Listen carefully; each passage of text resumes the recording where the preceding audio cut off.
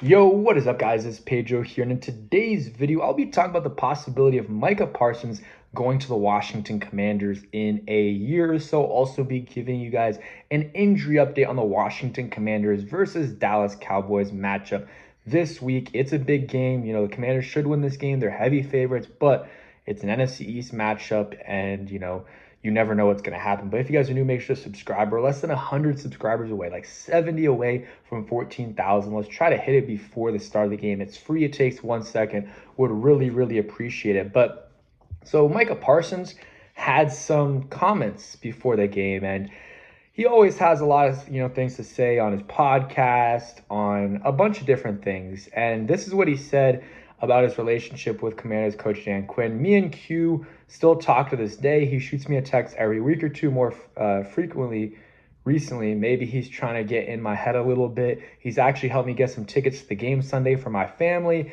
That goes to show what type of coach DQ is and what type of players coach he is. Regardless of where you're at, whether you're playing for him and things like that, he always about his guys. That's my guy. It's going to be fun playing against him. I know he's going to have them riled up. He's going to say it's Shark Week, it's fight night, we're going to go to round two, blah, blah, blah, rivalry game. He says, I know his little spiel. But seems like he really likes Dan Quinn. And I believe I saw something before that he said he'll go wherever Dan Quinn goes. And obviously he might have just been talking, but he is not under contract he's got one more year because he was in the same class as Jamin Davis. So this is his fourth year with the Cowboys. Obviously, he's going to be on the fifth-year option next year. They're not going to trade him, or if they do trade him, it's not inside the division. But I could really see him leaving for free agency and coming to the Washington Commanders. I really think that is a possibility because we do have the money. We could use an edge rusher like him, and Dan Quinn obviously liked him in Dallas, and Micah Parsons liked the way he was used in Dallas with Dan Quinn and really liked Dan Quinn and Joe Witt's here as well. I think that is a realistic possibility for the Commanders. Let me pull up just Micah Parsons, his contract and stuff, his stats. I mean, he's a beast, and I know there's like some, people don't like that he, does his podcast and stuff like that, but hey, you can take him from a division rival. I mean, I would do it for sure. Rookie year, 13 sacks. Then he had 13 and a half sacks. Then 14. And this year he has 3. Did miss some time with an injury, but he's a stud. He's a stud. He's young, very talented, and I would sign him for sure. I know some people not in love with his personality. It is what it is, but he's a dog. He's a dog, and he would really, really help out this defense for sure. I'll go ahead and look up his contract, and there are ways that the Cowboys can keep him on the team for a little bit. I mean, he's on a 5th year. He has a 5th-year deal because, he's a first-round pick, so they're going to pick up his deal. But then after that, yeah, so he's going to make 21 million next year. So that's still a decent amount for the 5th year. And the next year, they can franchise tag him or try to extend him. I don't know what they're going to do with the whole situation. I highly doubt they let him go to the market for nothing.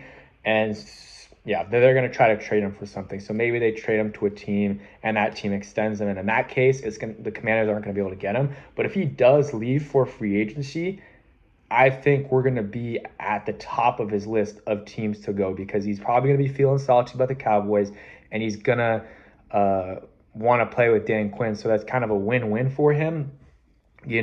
Hurt the Cowboys by going to the Commanders, kind of like what Saquon did with the Giants, and then also play with your, former defensive coordinator and former, DB coach there. Obviously, he didn't work with Mike all the time, but a guy that, he did work with for sure, definitely communicated with. I believe Joe Witt was a DB coach at least in Dallas. But yeah, this is just a hypothetical here. Just wanted to discuss it. I don't think it's going to happen. I mean, it's not going to happen in the next. Obviously not this season. The trade deadline's over. It's not going to happen next year. They're not trading him into the division. So if it happens, it's the 2026 free agency class. That's when it would happen. And hey, I really hope it happens because he's a stud, and I'll pay whatever it takes to keep him or get him on the squad. It's going to take a lot of money, 30 plus mil, obviously a year for him, but I think it would help out the team. The Commanders have a lot of cap space. Right now, they have around $100 million in cap space. Might make a cap space video. About $100 million in cap space for the next season. So, or the next offseason. So they got a lot of money to work with. And yeah, I think they should try to pursue Micah if he hits free agency for sure. And I think they'll be again at the top of his list with maybe a couple other teams as well. Honestly, I could see the Eagles being up there as well. Played at Penn State, and again, another team that you can hurt the Cowboys by doing so. Injury update for the game. So Marshawn Lattimore out again. It sucks, but he'll either be back next week or after the bye, either or.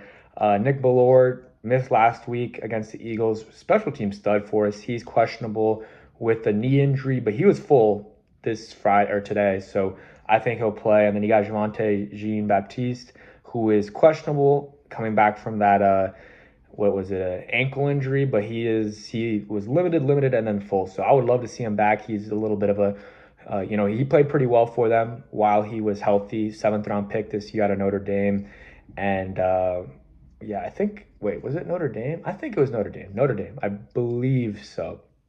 I believe he played at Ohio State before, maybe Penn State. But yeah, he was playing well before he got hurt. Might add a needed, not a needed boost, but it would be a good boost to have. Austin Seibert, he's questionable, but he was full on Friday, so he'll likely play. And then Clelin Ferrell, he was limited at DNP than limited, but he doesn't have an injury designation, so it's probably more of like a pain tolerance kind of thing. Dorrance Armstrong's good. Coleman's good. Dante Fowler's good.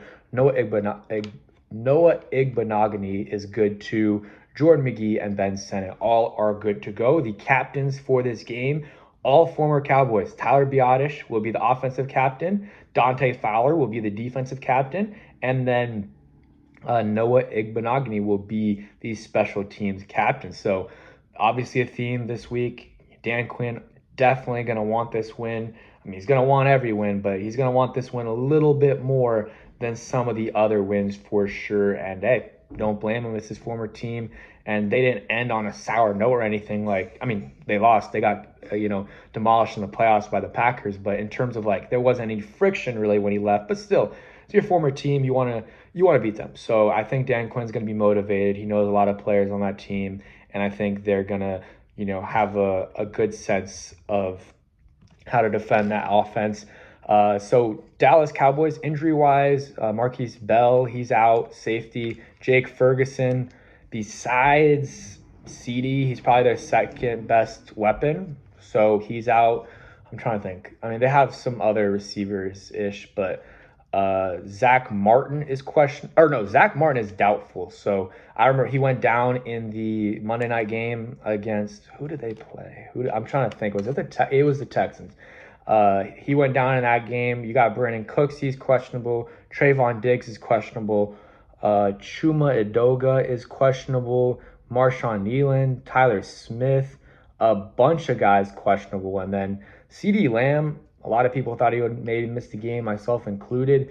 He was limited on Wednesday, didn't practice Thursday, full on Friday. He's good to go, no injury designation. Same thing with Jordan Lewis. Deron Bland is good to go too. So they're getting some guys back, but they're probably losing some guys too with Jake Ferguson out, Zach Martin. That's two of their probably 4 best offensive players. I mean, it's and Cooper Rush is starting too, which is another, I would say, advantage for the Commanders. I mean, not saying Trey Lance is good, but he definitely scares you at least a little bit more. There's some more potential for some bad things to happen there for the Commanders, I think, if Trey Lance is playing versus Cooper Rush. But yeah, it's a divisional game. I don't know about my score prediction yet. I'll probably put that out later. I think the Commanders will get this win, 10-ish point, 13-point win, and offense will be back on track. Maybe the defense won't do as well as expected, but it'll be a good game. If you guys stay until the end, go ahead and comment down below a random player. I did this on my Twitter, and it got a lot of responses, a bunch of random guys I haven't thought about in a while. I put out Brandon Mayweather, but then Daryl Young as well. And a bunch of people put so many different names. I mean, there's 251 comments on this post right now. So you guys can go ahead and follow my Twitter, link in the description. But also comment down some players right here. Peace.